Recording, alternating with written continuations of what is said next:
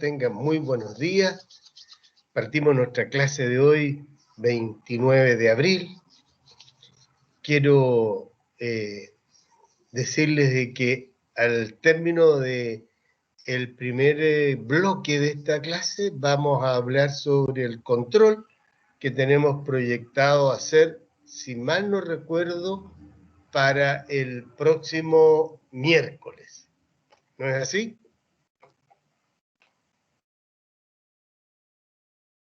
Disculpe, profesor, ¿podría repetir lo que dijo? Que se me cayó el internet. Sí. Digo que al final de la primera parte de esta clase, previo al descanso, vamos a hablar entonces sobre la prueba que es, les preguntaba yo, que es el próximo miércoles, ¿no? Miércoles 5, o es el martes 4. Era el martes 4, profesor. Martes 4, ya, perfecto, estupendo. Gracias, Alejandra. Quedamos, antes de en lo que quedamos, no sé si ustedes tuvieron en la mañana oportunidad de leer últimas informaciones de prensa internacional, pero me llamó la atención algo que se está discutiendo en nuestro país, pero que curiosamente tiene una distinta tratamiento en particular en Estados Unidos. El actual presidente Joe Biden anunció algunas medidas extraordinarias e importantes para superar los efectos económicos de la pandemia, que por lo demás a Estados Unidos lo ha afectado duramente. Tiene mucha similitud con el espíritu negacionista que tuvo Donald Trump, con el mismo que ha tenido Jair Bolsonaro en Brasil.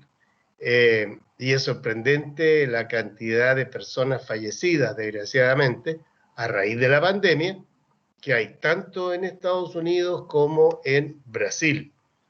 Brasil está ya cercano a las 300.000 personas fallecidas y en Estados Unidos entiendo yo que están cercanos al 500.000 de personas. Por lo tanto, si pensamos que en la Segunda Guerra Mundial murieron 250.000 americanos, quiere decir que esta pandemia ya ha producido el doble de las personas fallecidas en ese conflicto bélico de carácter mundial. Pero el anuncio que hizo ayer, entiendo yo, este presidente Biden, es el que van a hacer un fuerte incentivo de transmisión, tanto de recursos directos a las familias, como algunos beneficios tales como becas estudiantiles, gratuidad en la educación de primer y segundo año medio en escuelas fiscales o comunales, pero son varios miles de millones de dólares. Sin embargo, anunció también que para financiar estas obras extraordinarias que, junto con dar asistencia directa a la familia sin pasar por intermediarios, sino que directamente a las personas, van a hacer un plan de inversión fiscal muy fuerte, muy grande, de mejoramiento de carreteras, de aeropuertos, en fin, que está muy en la idea de la economía de Keynes, en orden a que el Estado invierte en aquellos momentos en que la economía y el mercado en general tiende a no invertir para precisamente reactivar los ciclos económicos. Sin embargo, el presidente Biden anunció que aumenta los impuestos, y aumenta los impuestos de manera importante, el impuesto a las empresas o corporaciones, que llaman ellos, al 30%, y también propone aplicar un impuesto a las fortunas de lo que hoy se llaman los súper ricos. De tal manera entonces de que miren cómo se está también globalizando de alguna medida las medidas de respuesta o de solución a los efectos económicos que produce la pandemia. Debo señalar, sí, que a diferencia de lo que está ocurriendo en el país, las grandes fortunas americanas o alguno de sus exponentes ha manifestado su disposición a contribuir con el pago de mayores impuestos, cosa que en Chile todavía no se ha visto, salvo un señor que el otro día salió a anunciar que estaba dispuesto a pagar más tributos para precisamente superar la situación de crisis. Miren la reflexión que hay que hacer, porque estamos anclados en la discusión respecto de que poco menos que el Estado no podría intervenir y mucho menos tocar a las grandes fortunas del país, según sostienen quienes están contra esta medida, porque eso ahuyenta o espanta a los inversionistas. Es curioso porque en Estados Unidos, que se supone que es la cuna, el centro donde hay grandes transnacionales que operan en todas partes del mundo, es allí donde le van a aplicar mayores tasas de impuestos, y la discusión hasta el momento no adquiere el ridete o las manifestaciones de miedo implícito que se ha producido en nuestro país. Creo que es un dato relevante para considerar en lo que se viene por delante, sobre todo después de esta situación de debilidad política en que quedó el gobierno luego del resultado del fallo del Tribunal Constitucional respecto de rechazar la admisibilidad del requerimiento presentado por el presidente Piñera en atención, según se sabe hasta ahora, porque no se ha podido leer, creo que hoy saldría ese fallo, según anunció uno de los ministros que participó en aquel debate, por la falta de argumentos expuestos en el requerimiento. No obstante decir que era un requerimiento muy extenso y que contenía argumentos, pero no eran completos. Ese entorno, entonces, es un entorno que está complejo y difícil para nuestro país. Quienes sufrimos el periodo oscuro de nuestra historia y luchamos por tener democracia, el principal elemento a seguir manteniendo es vivir en una sociedad regida democráticamente. Y que eso no signifique solo ir a votar cada cierto periodo de años, sino que solamente signifique un mayor estándar de igualdad de oportunidades para todos, una mayor asistencia a quienes más lo necesitan, particularmente, y un fuerte incentivo a la capacidad de creación, de todo tipo, no solo de riqueza productiva, sino que también de creación de riqueza cultural, de riqueza deportiva, de riqueza social. Creo que el gran déficit de nuestra sociedad hoy día es una débil estructura social, un individualismo excesivo, basado principalmente en el consumo y en consecuencia en un fuerte endeudamiento. Así que tenemos por delante eso, pero quizá una noticia mucho más expectante y muy positiva es que 26 grandes empresas europeas o transnacionales, entre ellas Volvo, también Uber, Enel X, Coca-Cola, esa es americana, pero anunciaron que le piden a la Unión Económica Europea que al año 2035 se dejen de fabricar vehículos con motores a combustión.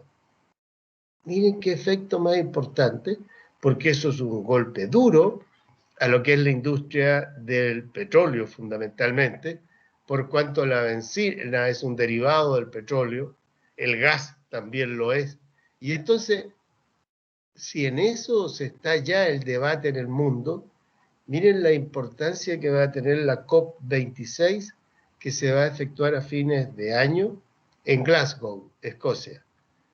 Porque ahí se va a volver a mantener o reafirmar los criterios de disminución de gases de efecto invernadero, de los cuales los motores a combustión son uno de los tantos elementos contaminantes que afectan nuestro planeta y que afectan nuestros ecosistemas.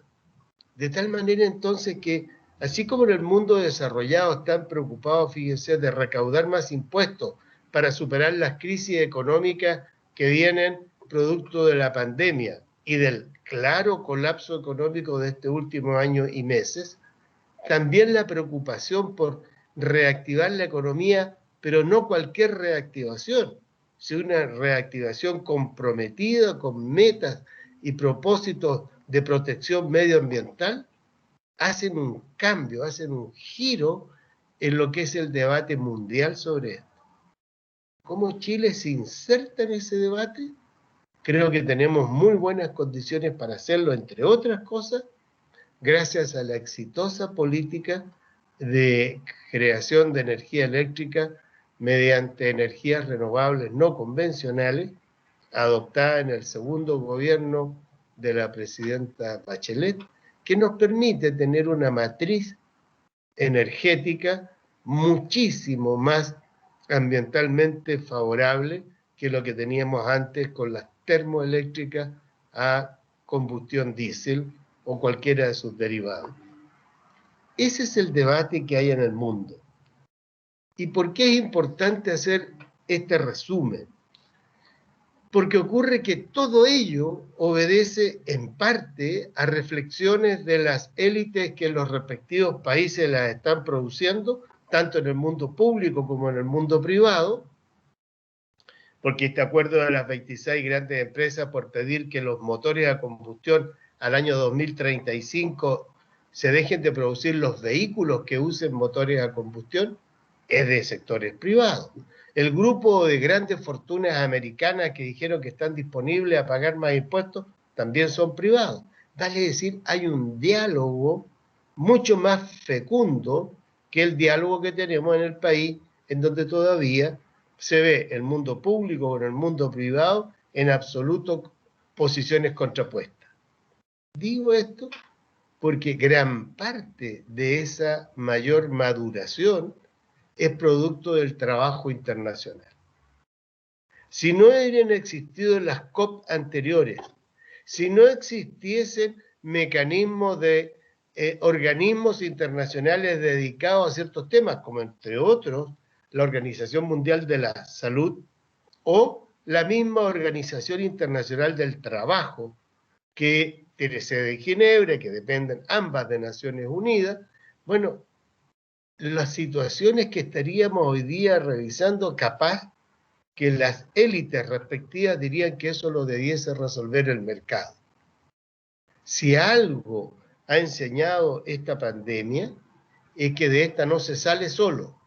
O salimos todos juntos o el mundo colapsa.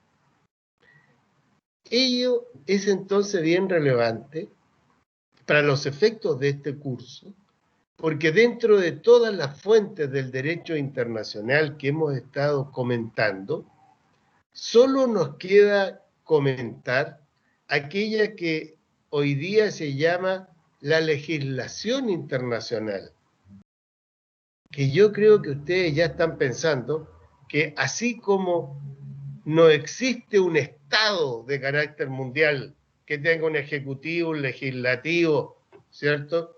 Y un judicial, bueno, ¿cómo podrán haber legislaciones internacionales si no tenemos un poder legislativo de carácter internacional? Esa pregunta, a lo mejor es bueno que hagamos una conversación breve sobre esto, a ver quién tiene alguna idea de por qué se habla de legislación internacional como una fuente del derecho internacional. ¿Quién quiere decir algo?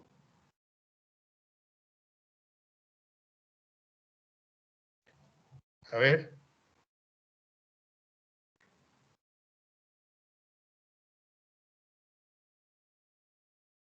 Los veo muy en silencio.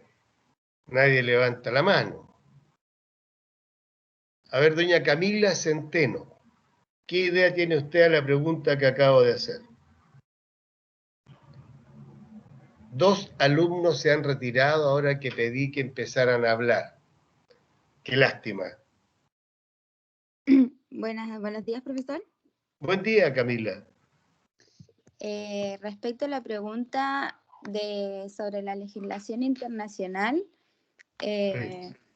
es sobre lo que yo creo que si existe o no existe, porque no me quedó muy clara No, como su pregunta. la pregunta es, ¿por qué he dicho yo que existe para algunos autores la posición de que la legislación internacional es fuente del derecho internacional?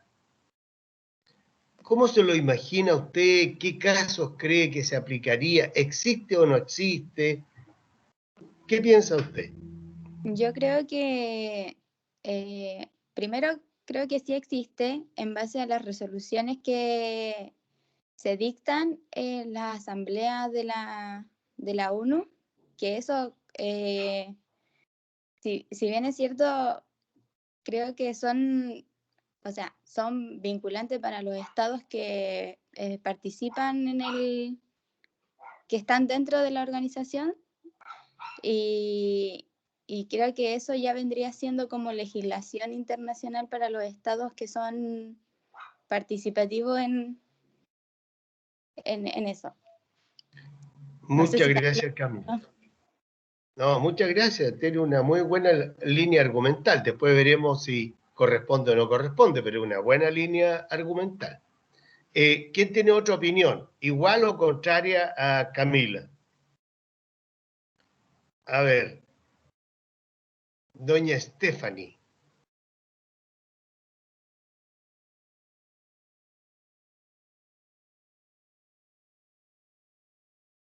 Doña Stephanie Albanés.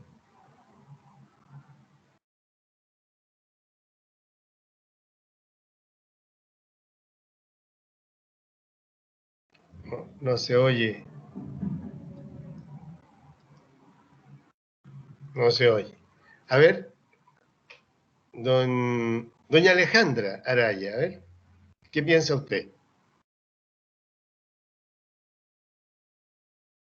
Profesor, ¿podría reformular la pregunta? Es que estaba justo haciendo un apunte de su misma clase, entonces como que me volé. Perdóneme. ¿Qué piensa usted de la existencia o no existencia de una legislación internacional? Y si usted cree que existe legislación internacional como fuente del derecho internacional, si existiera, ¿qué casos cree usted que se configura? ¿Cuál es su posición frente a eso? Yo creo personalmente que sí existe una legislación internacional, más puede que no tenga sanción o fuerza de, eh, de castigo, entre paréntesis, o sea, entre comillas. Y un ejemplo podría ser, por ejemplo, no sé, la jurisprudencia, cuando a veces sale alguna clase de sentencia respecto, no sé, la sentencia de La Haya, es algún tipo de característica o fuente del mismo derecho internacional, para mí, entender. Pero si fuera una jurisprudencia, estimada Alejandra, ¿será legislación?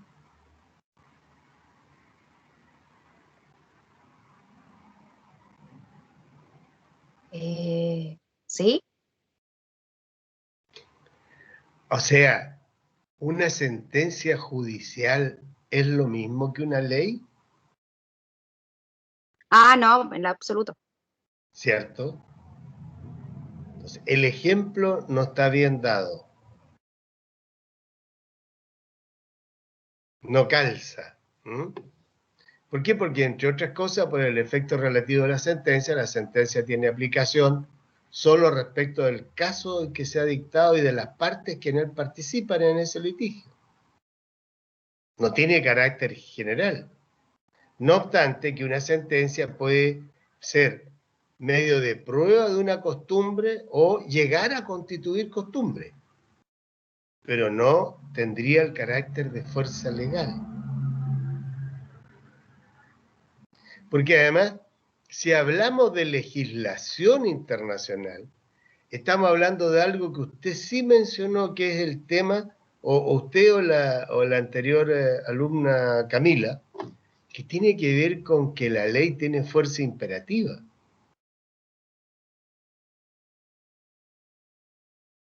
¿Se fija? Piense un poco, Alejandra, y le vamos a dar la palabra a Marisela y después volvemos a hablar. Diga nomás, Marisela, le escucho. Buenos días, profesor. Estás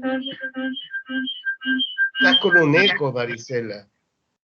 Marisela, estás con un eco bien... Sí, profesor, lo que pasa es que la semana pasada estaba estaba sin micrófono. Entonces ahora tuve que dejar 2 dispositivos para poder opinar en la clase. Ah, ya.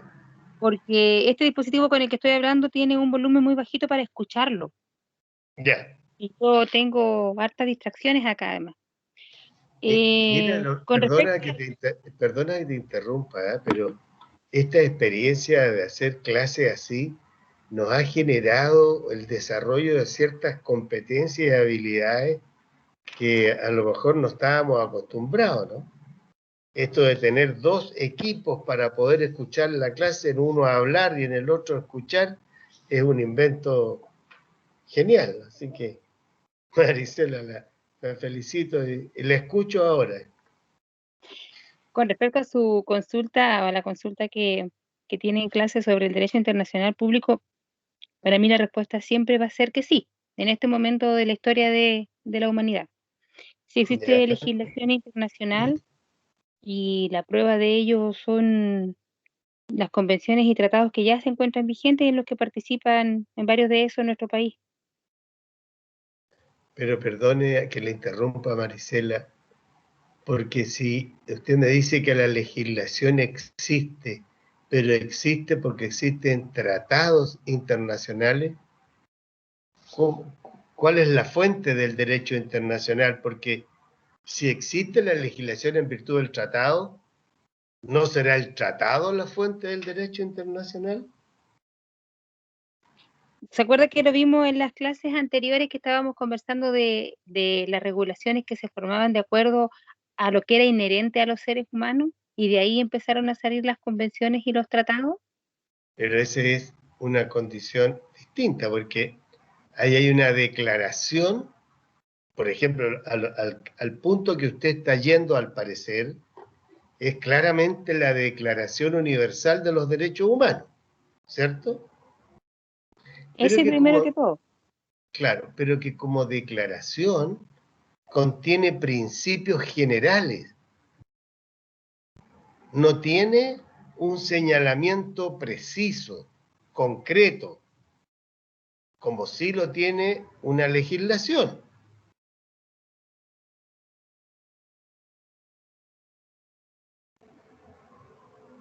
Pero puede ser esa declaración de derechos humanos o otra declaración de tratados internacionales en los que hay escritas o legisladas leyes que son aplicables y vinculantes para todos los estados que participan. Eso sí Pero, existe. pero es que entonces haga el distingo, Marisela. Mire, todo esto que estamos haciendo es precisamente para ayudar a que el razonamiento sea cada vez más completo y complejo. Porque efectivamente hay no solo tratados, sino que incluso organismos internacionales que han surgido en virtud de un tratado. Ciertamente, la creación de Naciones Unidas surge de la Carta de San Francisco, que es un tratado internacional multilateral. A partir de ese hecho, se generan distintas instancias que son parte resultante de la organización que crea la institución llamada Organización de Naciones Unidas. Y entonces, ahí veremos que hay ciertas disposiciones establecidas por estos organismos que tienen eficacia y aplicación. Y allí entonces gozan de una suerte de imperio. Por ejemplo,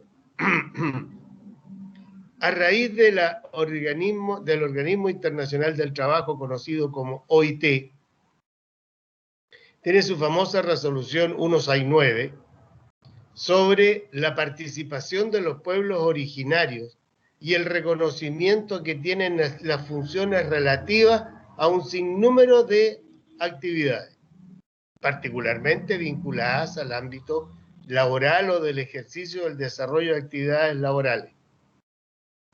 Dicho resolución tiene aplicación de carácter internacional. Y entonces los Estados miembros de esos organismos han aceptado, han concurrido con su votación, como algo insinuó recién Camila, a constituir dicha norma. Y en consecuencia se podrá discutir su carácter de imperio de que esté dotada, pero lo que sí es efectivo es que los estados las van cumpliendo y aceptando como sí. Ese es un ejemplo. Pero hay ejemplos mucho más categóricos.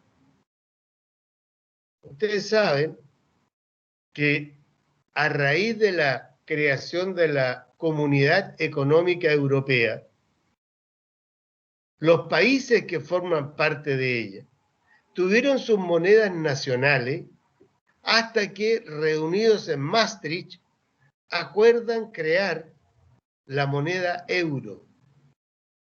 Y todos los países, exceptuando Gran Bretaña, que además se acaba de retirar de la Comunidad Económica Europea mediante el proceso del Brexit, ellos siguieron, se acabó la peseta española, la lira italiana, el franco francés, y tienen todos el euro, el marco alemán. Entonces, ¿cómo no reconocer que hay instancias que van dando obligatoriedad a los estados para aplicar ciertas normas que tienen efectos internacionales y que las adoptan como propias en virtud de un acuerdo internacional? Allí entonces, previo a la existencia de la Comunidad Económica Europea, existió también la Comunidad Europea del Acero y el Carbón, CAEC. Y ellos entonces, en la post-Segunda Guerra Mundial, también sacaron de decisiones de aplicación internacional. Sin ir más lejos, lo que estamos viendo en las recomendaciones que hace la OMS, que más que un buen propósito, un simple consejo, una sugerencia, son muchas veces que llaman a que los estados adopten las políticas públicas que están contenidas en lo que ellos han decidido. Cierre de frontera, uso de cuarentena, medidas preventivas. Entonces, va existiendo una situación creadora de fuentes de derecho internacional que tiene fuerza y obligatoriedad porque los estados-nación así lo han convenido, aceptado y ejecutado. Difícilmente pueda llegar hoy día usted a Italia y pagar con liras. Claro, podría ir a un banco y cambiarlas, ¿no? Pero lo más probable es que en el restaurante, en el cine, en la ópera, en fin, donde usted vaya a hacer uso del papel moneda, lo más probable es que le digan, señor, esa moneda no se usa en este país. Pues claro, están usando el euro. Junto con eso, tenemos las normas sanitarias que están hablando. He hablado de la resolución 169 de la OIT. Y si bien es cierto, al avance del semestre vamos a pasar a organismos internacionales, particularmente a la Organización de Naciones Unidas, vamos a ver que las decisiones que adopta el Consejo de Seguridad de Naciones Unidas respecto de la mantención de la paz y respecto de eliminar el uso o amenaza de la fuerza, tienen carácter ejecutorio y tienen fuerza obligatoria, a tal punto que ese Consejo de Seguridad tiene la capacidad de intervenir en un conflicto bélico en ejecución o en preparación para adoptar medidas que tiendan a conservar y resguardar la paz. Entonces, no nos podemos negar que no obstante la inexistencia de un Estado de carácter mundial, existen acuerdos, existen organizaciones internacionales, acuerdos internacionales que van generando normas que para los estados que las suscriben, de las que forman parte, resultan obligatorias. Así entonces, vamos comprobando que existen efectivamente ciertas normas de carácter internacional que pueden revestir el carácter de una legislación internacional. ¿Quiénes estamos más atrasados en esto? Somos precisamente América Latina.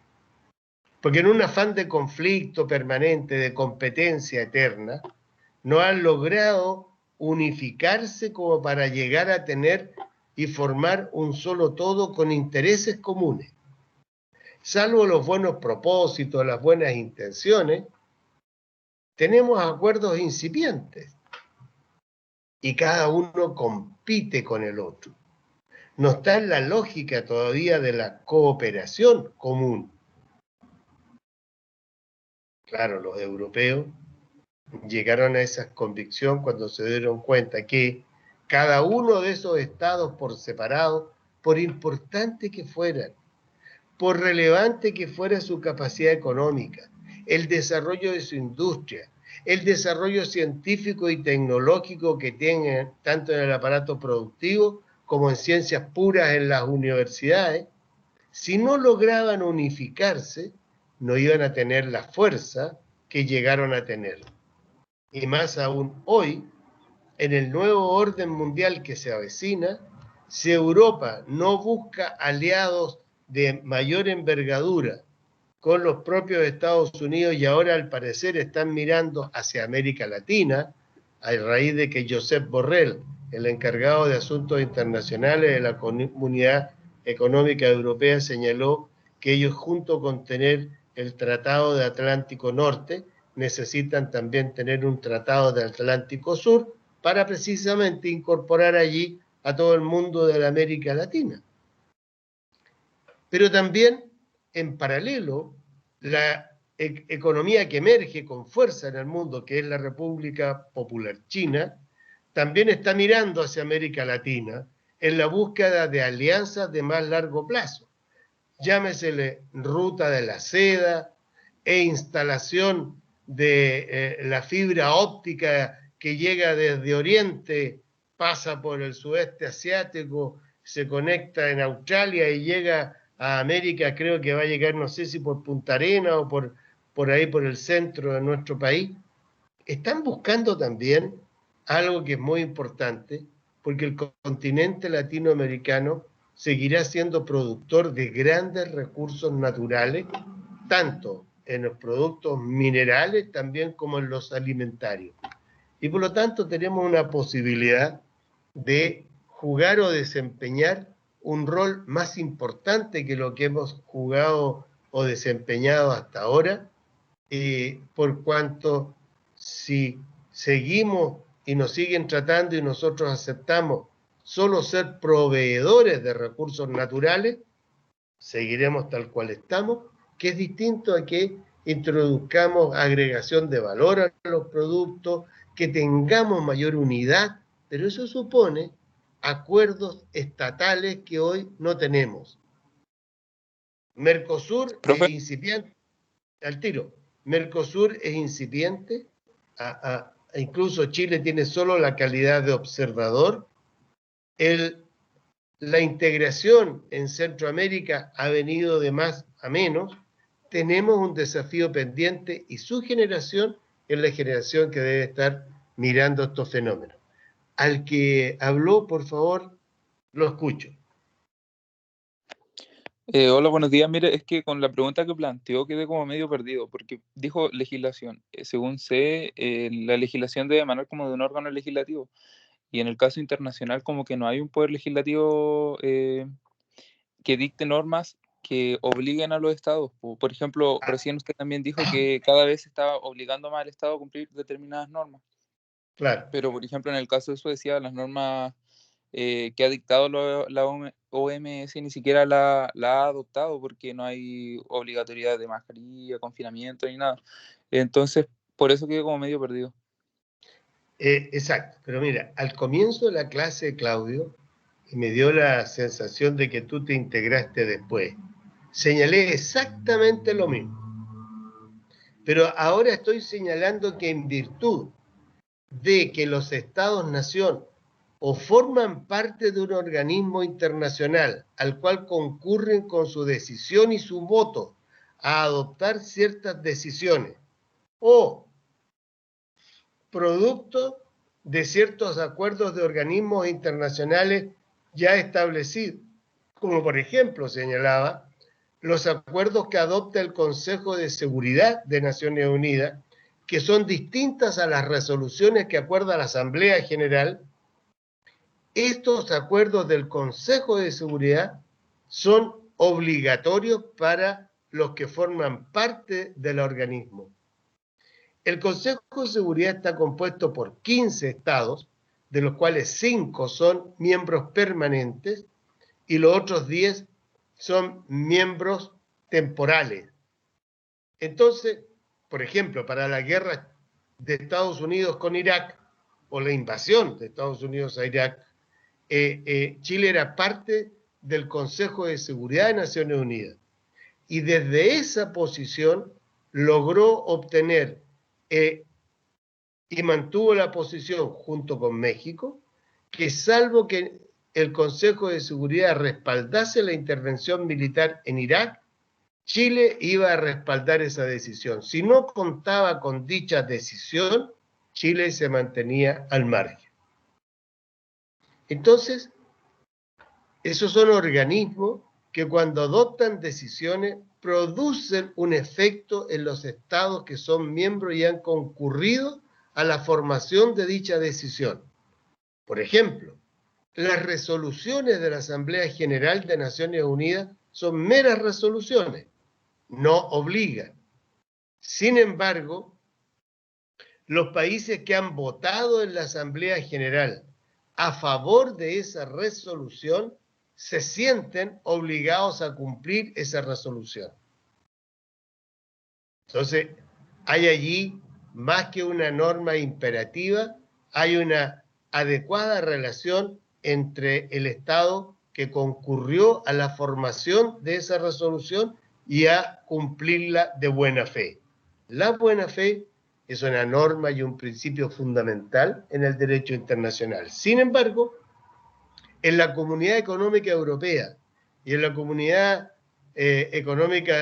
Europea del acero y del carbón es distinto, porque allí los estados se obligan a respetar las normas y de hecho el acuerdo de Maastricht para la instalación del euro tuvo como contrapartida que Gran Bretaña en ese mismo instante dijo que ellos no aceptaban dicha decisión.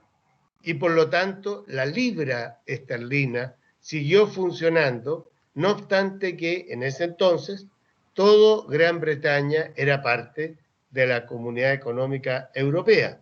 Pero allí viene lo que vamos a estudiar después cuando hablemos de los tratados, las reservas respectivas para evitar que esos efectos jurídicos produzcan sus consecuencias en el Estado que hace uso de la reserva. Entonces, tenemos organismos internacionales como la Comunidad Económica Europea, que ciertamente obliga a los estados. Entonces, es bien interesante el fenómeno, porque todos concordamos, y así partimos, Claudio, de que no existe un poder legislativo mundial. No, eso existió solo en la imagen, no sé, pues de Pinky y Cerebro, estos dos monos animados, ¿cierto? Que todos los días Cerebro Pinque, perdón, le pregunta a Cerebro, ¿qué haremos hoy día, Cerebro? Y Cerebro dice, salir a conquistar el mundo. Eso no existe. Podrán haber intenciones. De hecho, la pugna por ser más dominante es una pugna permanente, y el nuevo orden mundial que se avecina, a lo que estamos hablando, es porque economías se sumergen y otras economías emergen, que es el ciclo histórico en el desarrollo de la humanidad. Entonces, pero, por ejemplo, las normas de la Comunidad Económica Europea, acuérdense que tiene incluso un Parlamento Europeo, donde se eligen parlamentarios que concurren a sufragar, se desarrolla sus sesiones y legislan. Pero eso es porque tienen un órgano supranación. Sin embargo, hay otros órganos, como la misma Naciones Unidas, que tiene dos tipos de normas, las obligatorias y las recomendaciones. Y si bien es cierto lo que tú dices respecto de Suecia y la OMS, respecto de uso de mascarillas y todo, ocurre que por algo la OMS dice que es una recomendación. Sin embargo, tiene tal fuerza moral que normalmente los países lo aceptan. Y Suecia ha entrado en cuestionamiento de su negativa originaria precisamente por el desarrollo de la pandemia, al no haber mantenido las recomendaciones que la Organización Mundial de la Salud hizo respecto del tratamiento de la pandemia. Doña Marisela, le escucho. Profesor, escuchándolo, entiendo claramente el tema de lo que usted está hablando del derecho internacional, pero me quedo con la duda de lo que yo le dije, que siento que es ¿Ya? como lo mismo. ¿Ya? No sé, porque usted dijo, Marisela, haga el distingo, pero todavía siento que el hecho de que haya convenciones, tratados internacionales a lo que los estados van voluntariamente, como usted lo dijo, que es lo que hace una fuente formal de una legislación, a pesar de no existir un organismo legislador como tal, que es lo que yo quise decir, o siento que así lo dije, no sé si se me entendió Sí, mal, porque usted me dijo, sí. haga el distingo, entonces ahora estoy tratando de entender ese distingo. Claro, y el distingo va, Marisela, en el sentido de que, por ejemplo, una declaración de derechos requiere que el Estado-Nación incorpore a su legislación la aplicación de ese derecho. ¿Cuántos años se demoró Chile?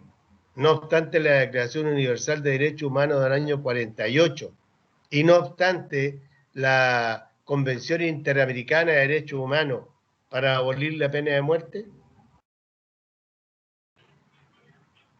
Yo le entiendo, usted Feliz. dice que independiente de que el tratado, el pacto esté hecho internacionalmente, mientras los países no estén suscritos o adheridos voluntariamente, no los obliga de ninguna forma. Claro, el Estado-Nación en ese caso tiene que incorporar a su legislación nacional el principio que ya está establecido. Es un poco lo que decía Claudio recién respecto de Suecia y la Organización Mundial de la Salud. Ellos han hablado en todos los términos del uso de mascarilla, lavado frecuente de manos, temperatura, no sé qué, no sé cuánto, y los suecos se hicieron los suecos en buen romance, ¿cierto? Entonces no usaron mascarilla, tenían libertad, todo, y construyeron un control adecuado hasta que se disparó. Y ahí entró en crisis la política pública de salud que había adoptado el gobierno sueco al respecto. La diferencia, por ejemplo, objetiva entre los acuerdos del Parlamento Europeo respecto de la Comunidad Económica Europea con relación a las resoluciones o recomendaciones que hagan los organismos internacionales son distintas y diferentes.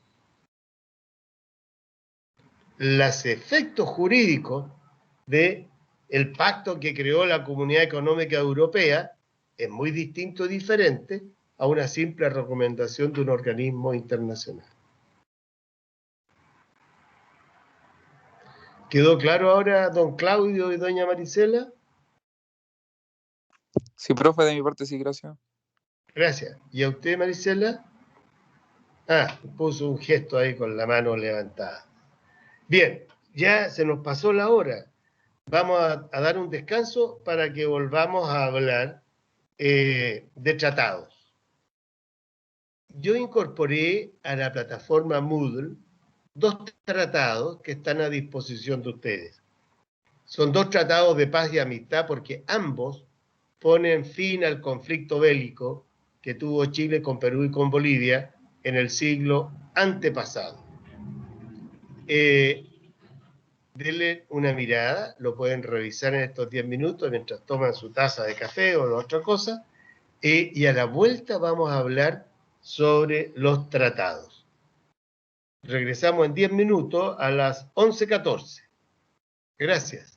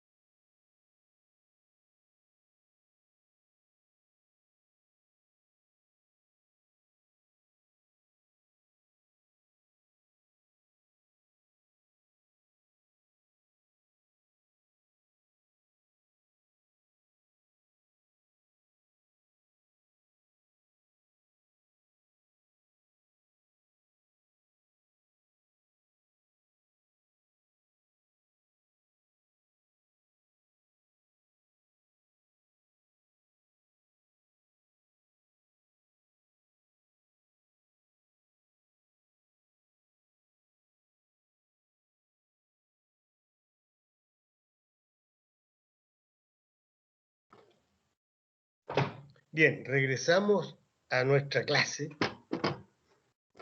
y yo les pedí que tuvieran a bien abrir alguno de los 2 tratados que ya incorporé a la plataforma Moodle y por los cuales nuestro país puso término a la llamada Guerra del Pacífico, que aconteció a fines del siglo antepasado.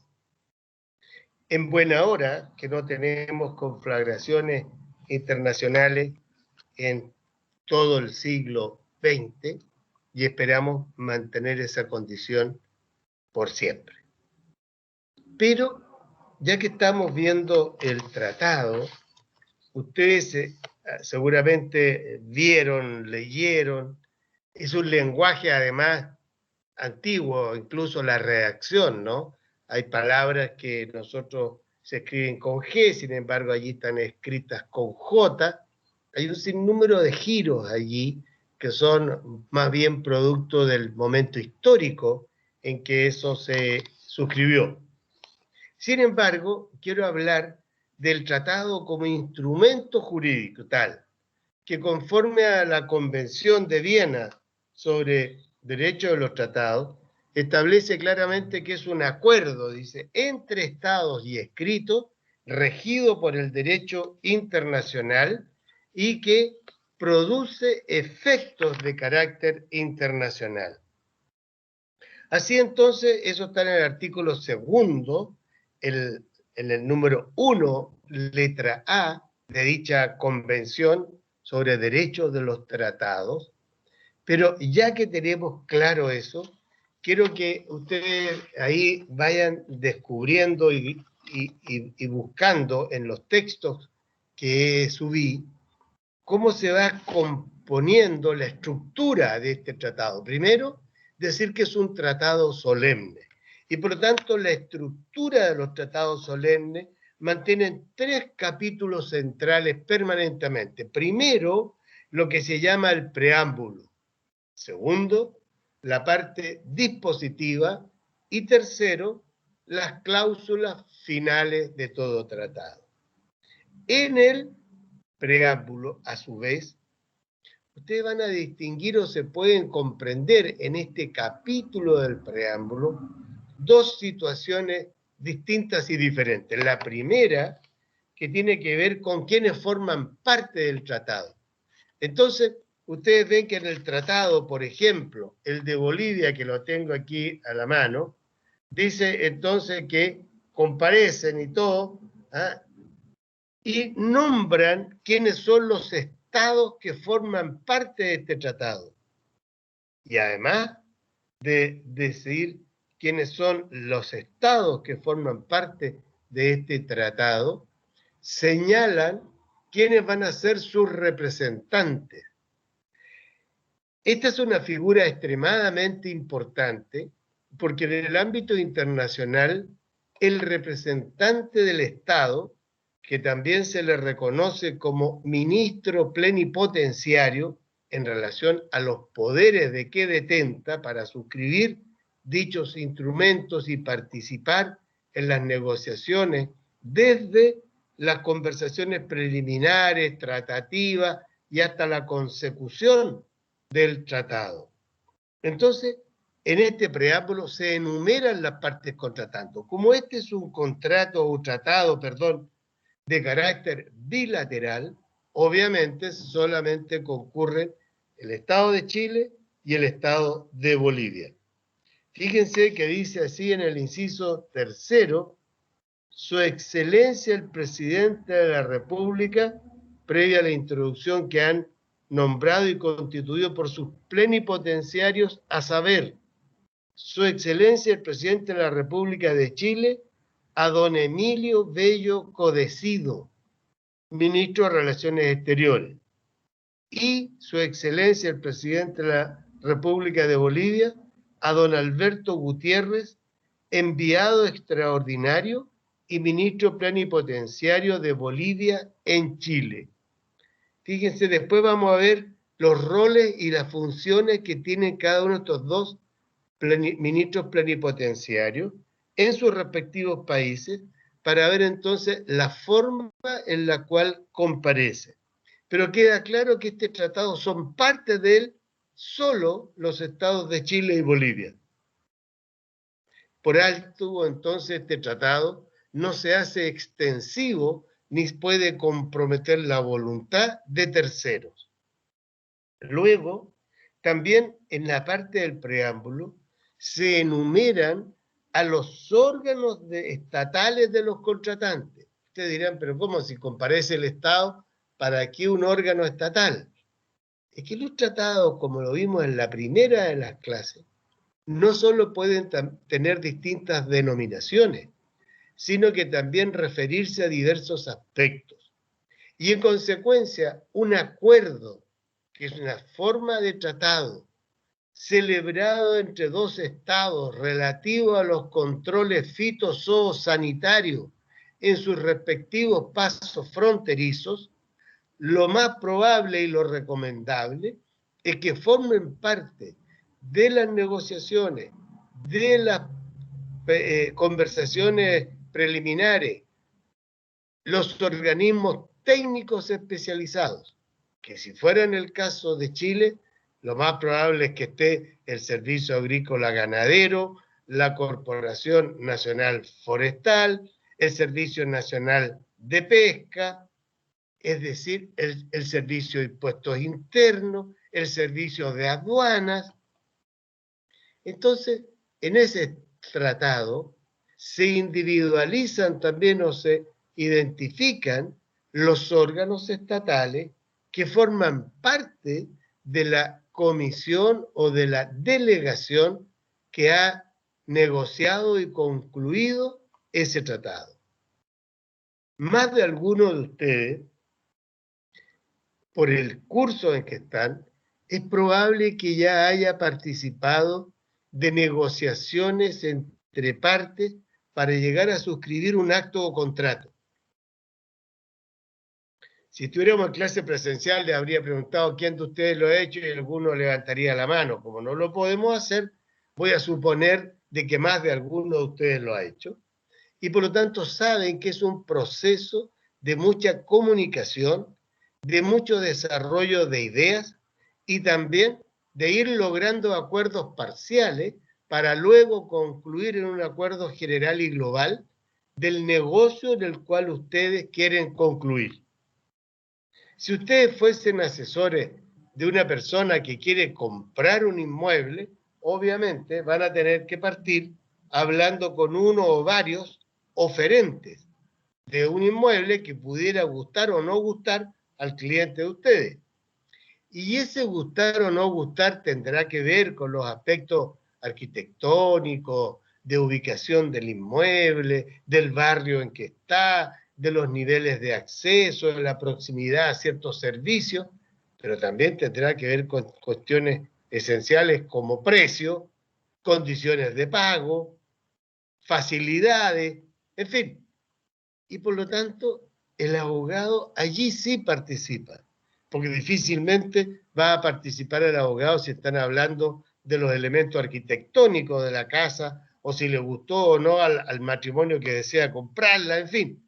Pero sí respecto de la obligación, respecto de qué cargas o gravámenes tiene el inmueble, está hipotecado o no está hipotecado alguna institución, está al día en el pago de sus contribuciones de bienes raíces, están los servicios básicos domiciliarios al día y debidamente pagados. Bueno, son los temas que uno se va a preocupar y que lo van a llevar seguramente a decir, mire, no vale la pena comprar esta casa porque está hipotecada a tal banco y la deuda registrada en el banco es de tal magnitud que excede el valor de la casa. Por lo tanto, para si compra la casa, va a adquirir la calidad de tercer poseedor de la finca hipotecada y en consecuencia puede perder la propiedad que ha comprado por ejecución de la deuda que ese banco tiene garantizada con ese inmueble. Eso mismo en el plano internacional tiene que ver con múltiples factores. Si ustedes leen, y les recomiendo que lo hagan, con calma este tratado, van a descubrir que no solo están definidos en detalle la composición de la línea fronteriza entre Chile y Bolivia, precisamente en parte importante en lo que es nuestra región. Desde Hito Cajón, siguiendo la línea de la cordillera, se van definiendo y se van precisando los puntos en los cuales esa línea está trazada. Pero junto con hacer una delimitación territorial, hubo un sinnúmero de otros acuerdos de carácter comercial, algunos como parte de compensaciones debidas al Estado boliviano y otras como simples anhelos o propósitos de regular la relación comercial entre ambos estados, como por ejemplo señala que se aplicará la cláusula de nación más favorecida en el trato de las relaciones comerciales que ambos países tengan. Sin embargo,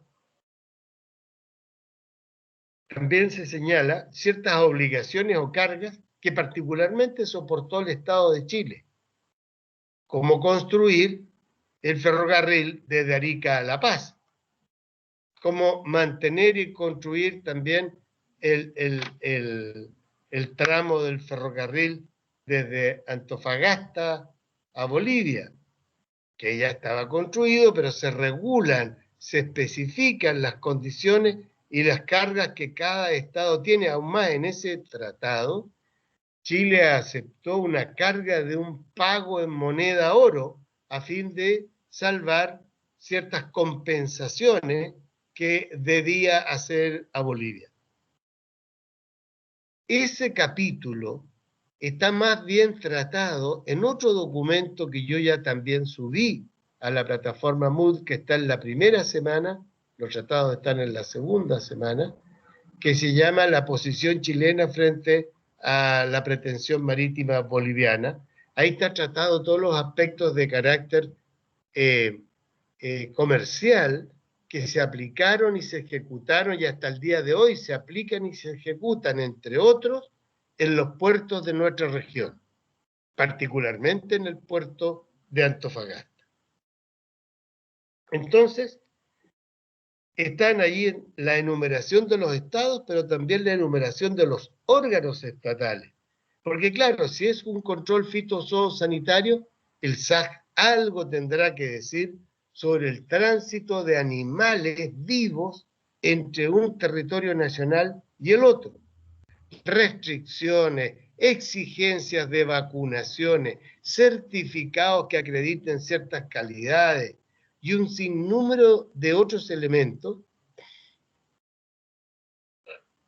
que posibilitan el efectivo tránsito lícito de animales. Obviamente hay ciertas restricciones que están establecidas por normas y disposiciones que estos mismos servicios técnicos acuerdan o establecen. De partida, los animales exóticos están seriamente controlados, pero en virtud de que nuestro país, por allá por los años de 1990, se declaró libre de fiebre aftosa, tenemos duros controles fitosanitarios para que ingrese carne, particularmente viva, de vacuno, carne de vacuno, particularmente en pie que se llama, o viva, por precisamente la transmisión que pudiese efectuarse de la fiebre aftosa o de otras plagas que afectan a este tipo de animales. Y en eso el SAG es muy significativo. Perdón.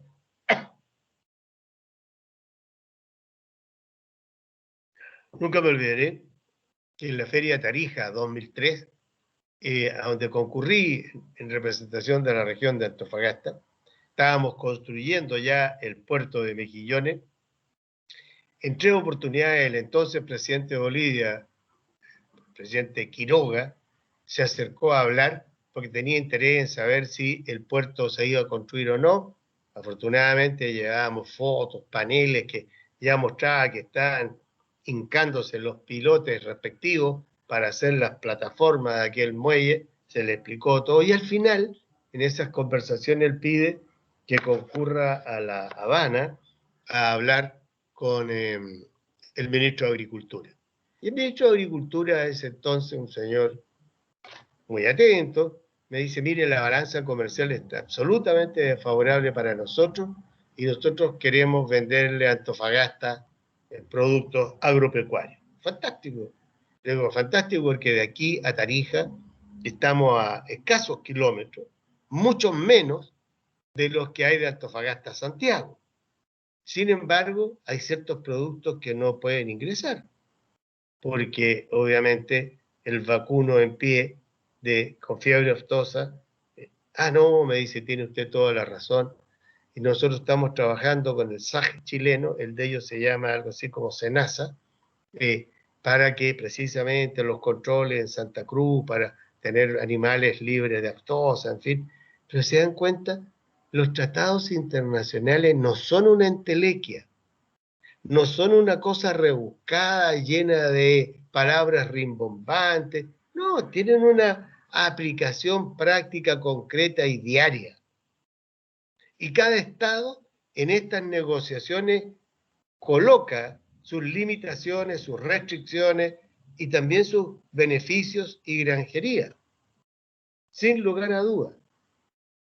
Sin embargo, ese día le dije al señor, mire, se está trasladando Chuquicamata, la población de Chuquicamata a Calama, le expliqué brevemente lo que era, se van a construir tantos miles de casas, y todas esas casas requieren cielo, pisos, puertas, ventanas, y la madera boliviana es muy apreciada, y no tiene las restricciones fitosanitarias que tiene, por ejemplo, la carne de vacuno o ciertas frutas.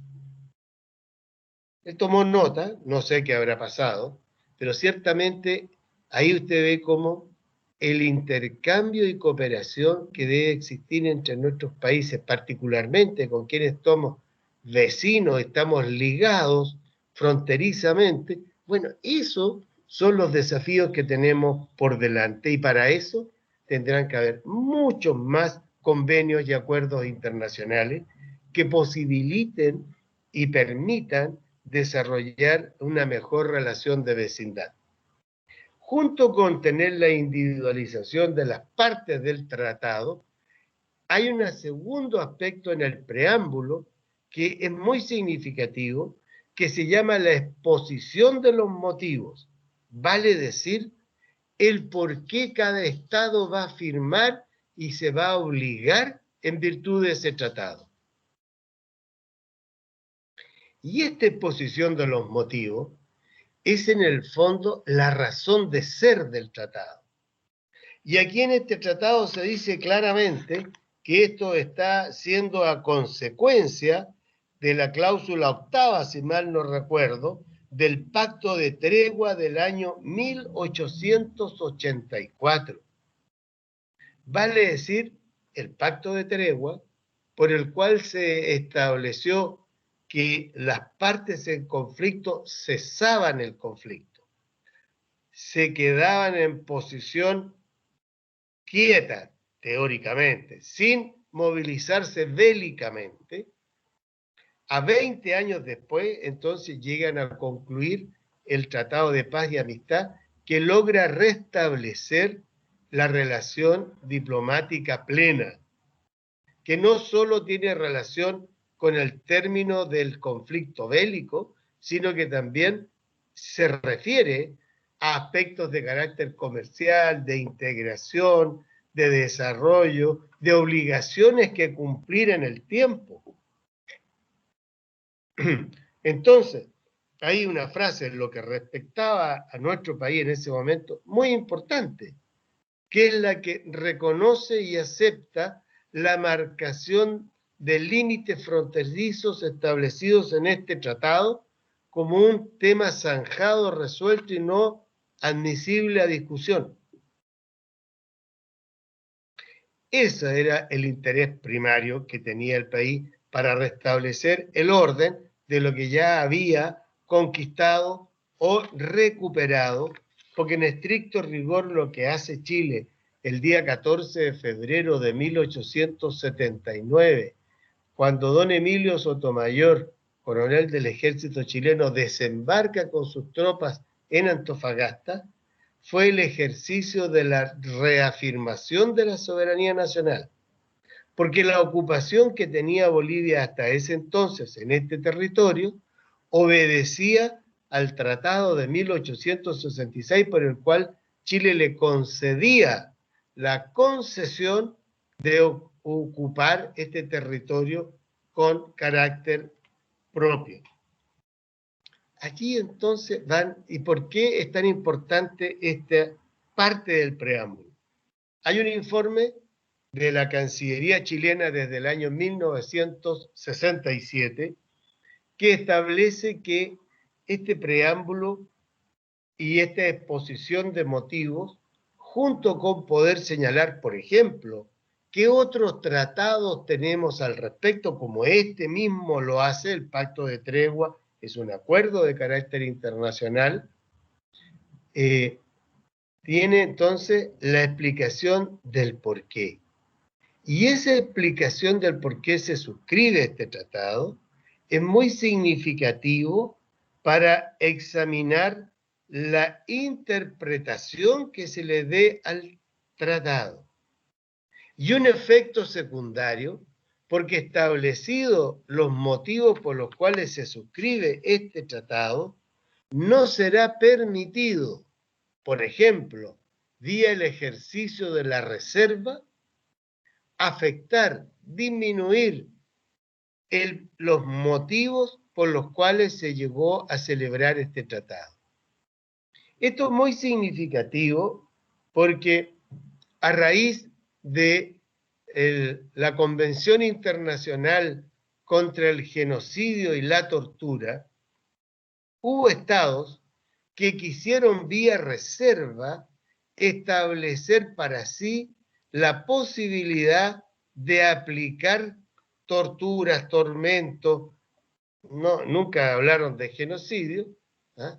Pero dicha cuestión atenta contra el sentido mismo del tratado. Y por eso es que atentando contra el motivo que es explícito en esta exposición de motivos, vía reserva no se puede afectar el sentido y el fin o finalidad del tratado.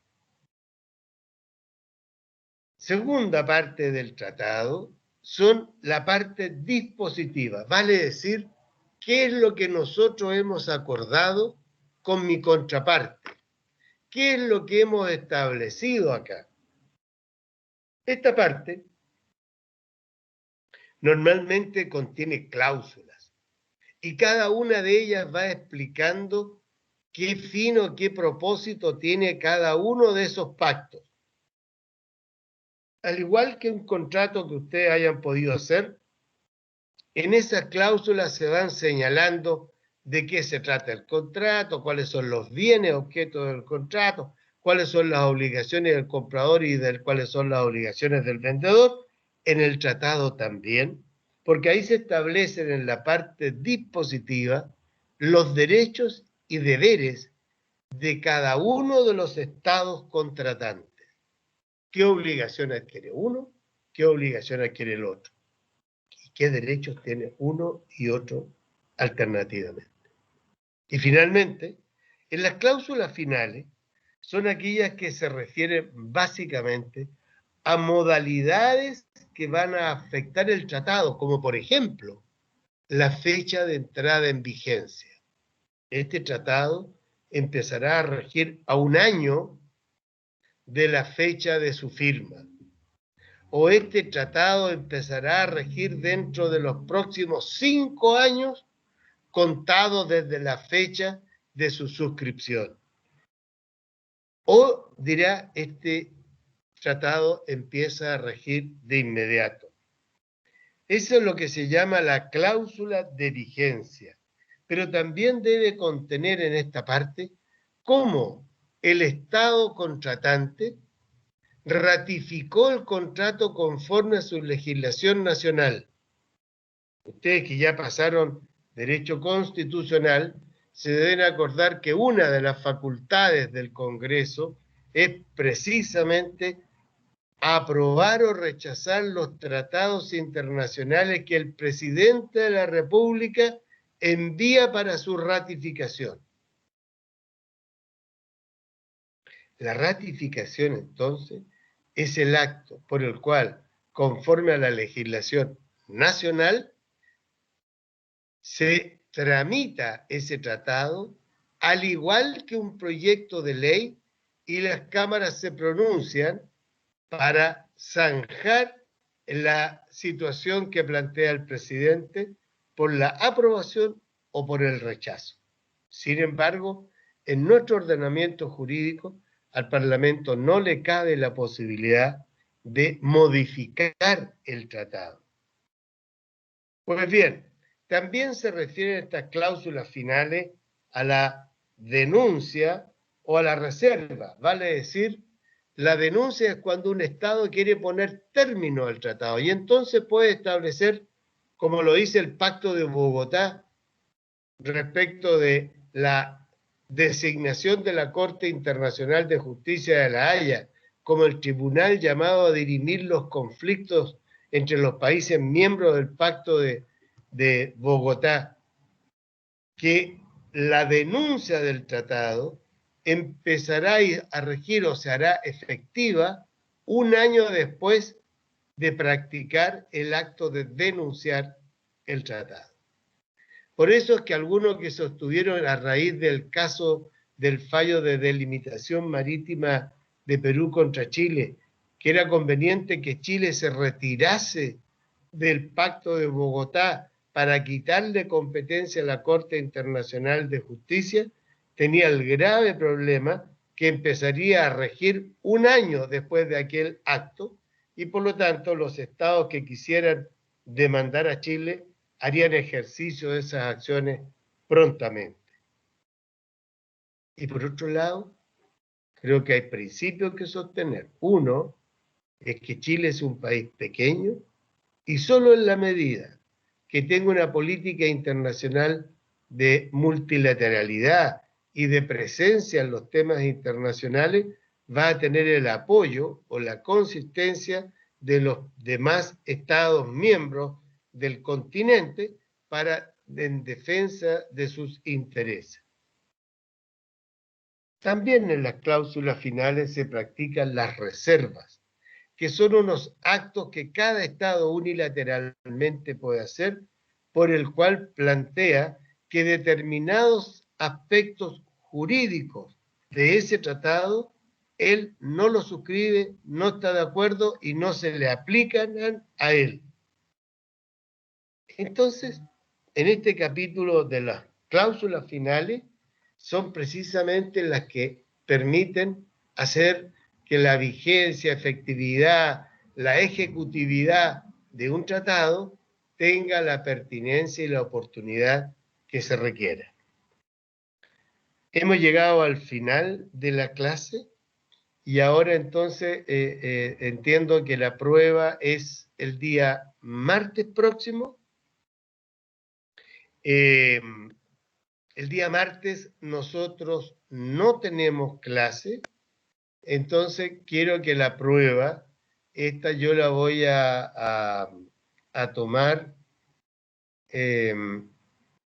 a las 10 de la mañana por vía Moodle. Así que, por favor, ustedes informen a sus compañeros. Yo también informaré por la plataforma Moodle respecto del horario de la prueba para que ustedes estén conectados a esa hora vía plataforma Moodle. La materia que entra en la prueba es, como dice el reglamento, la que se haya impartido hasta la semana anterior a la fecha de la prueba. Y por lo tanto, va a entrar la materia que hemos pasado hasta hoy. Así es que, ¿alguna duda, pregunta, inquietud sobre la materia y sobre el control que vamos a hacer la próxima semana? Quedo atento a sus preguntas. Profesor, disculpe, ¿Sí? En razón a lo que dijo recién, por consiguiente, según el programa llegaríamos hasta los tratados, el comercio de los tratados, ¿o no? Los tratados no, porque los tratados es una parte importante del libro del profesor Hugo Llanos, no. Vamos a ver en tratados solo la estructura de los tratados solemnes. Hasta la estructura de los tratados solemnes. Preciso el tema, porque tratado, estimada Alejandra, es bastante extenso y lo vamos a pasar en las próximas clases después del control. Perfecto, profesor, muchas gracias. Ya, y en todo caso, nosotros tenemos clases los lunes y miércoles, ¿no? Sí. Entonces nos vamos a ver en la clase del próximo jueves, lunes y jueves. Ya. Jueves. Marisela, le escucho muy mal. ¿Aló? ¿Marisela? Profesor, que tenemos clase los lunes y los jueves. Ay, perdón, tiene razón, yo me confundo con los demás cursos, tienes razón. O sea, nos vamos a ver el lunes, eso es lo que yo quería precisar, y el martes haremos el control a las 10. Maricela, ¿quería decir algo usted? Aclarar lo del horario, profesor. Ah, gracias. Es que ese eco que Profe. usted tiene se complica. ¿Sí? ¿Quién habla? Yo, Claudio. Claudio, allá. Es que le quería hacer una sonó a libro, ¿eh? Yo, Claudio, refiriéndose al emperador romano. Diga, Claudio. No, quería hacerle una pregunta, pero es que no es relacionada a la materia, pero es como súper corta. Dime Lo que nomás. pasa, la Comisión Chilena de Derechos Humanos acusó al presidente Piñera en la Corte Penal Internacional por crímenes de lesa humanidad, pero al pie de la nota dice que aquella acusación podría demorar años para saber si es admisible aquella acusación y poder comenzar un juicio. Entonces mi duda es, ¿por qué demora tantos años a pesar de la gravedad de la acusación? Bueno, es que esa comisión solo analiza casos graves. No. O sea, todos los temas relativos a infracción a los derechos humanos son llevados particularmente o a la Comisión o a la Corte Interamericana de Derechos Humanos. Y por lo tanto hay allí que ponerse a la fila de los diversos casos ingresados en denuncia. Pero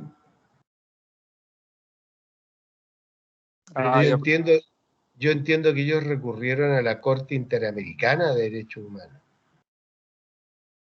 No, es que hoy a las 11 ingresaron, creo, un escrito. Por eso, pero lo más probable, no he visto la noticia yo, Claudio, pero creo que deben haberla ingresado a la Corte Interamericana de Derechos Humanos. Bien, Al menos ¿algo CIPER más? citó la Corte Penal ¿Perdón? Internacional. No, le decía ¿Cómo? que CIPER citó la Corte Penal Internacional. Es que la Corte Penal Internacional, esa está en Roma, esa es distinta. Por eso, CIPER, ve bien la noticia para saber a qué se refiere. Ya. Porque la competencia de la Profesor. Corte Penal Internacional es muy distinta a la de la Corte Interamericana de Derechos Humanos. Camila. Yo quería preguntarle más que nada para que me quedara más claro a mí lo que entraba en la prueba, que serían las fuentes del derecho. ¿La ONU entra? No hemos pasado la ONU. No. Ah, ya. Es que como se ha nombrado en las clases, creí que también podía entrar. No. Ya. Eso lo paso más bien casi al final del semestre, cuando hablamos de organismos internacionales. Ya. Pero ¿Y los en tratados? la prueba entra el tema de la vigencia del derecho internacional, entra también los temas relativos a las fuentes del derecho internacional, la estructura de los tratados solemnes. Eso es lo que tiene que ver. Porque cada vez que he hablado de Naciones Unidas ha sido más bien por la vía de explicar mejor algunos de los asuntos que estamos tratando en clase en ese momento, como señalando un ejemplo o señalándolo como una medida pertinente. Y también entraría la Convención de Viena, ¿cierto? Claro, es la Convención de Viena sobre los tratados que tiene que ver con la parte primera del artículo 38 del Estatuto de la Corte, cuando señala que los tratados son uno de los elementos importantes por los cuales la Corte Internacional de Justicia debe resolver los asuntos sometidos a su conocimiento. Ya, claro, profesor, gracias. hablamos de tratado, hablamos de costumbre, hablamos de principios generales del derecho, hablamos de decisiones judiciales, hablamos también de doctrinas, y también de la posibilidad de resolver los asuntos vía la equidad, en la cláusula equo ex bono, pero también hablamos de los actos unilaterales de los estados y también de la legislación internacional, todos ellos como fuente del derecho internacional. Ya, profesor, muchas gracias. ¿No hay de qué? ¿Algo más? Ya está. Que la pasen bien y nos vemos el lunes. Adiós, gracias. Hasta luego, Chao, profesor, profe. gracias. Hasta luego, profe. Luego. Hasta luego, profesor. Gracias. Luego.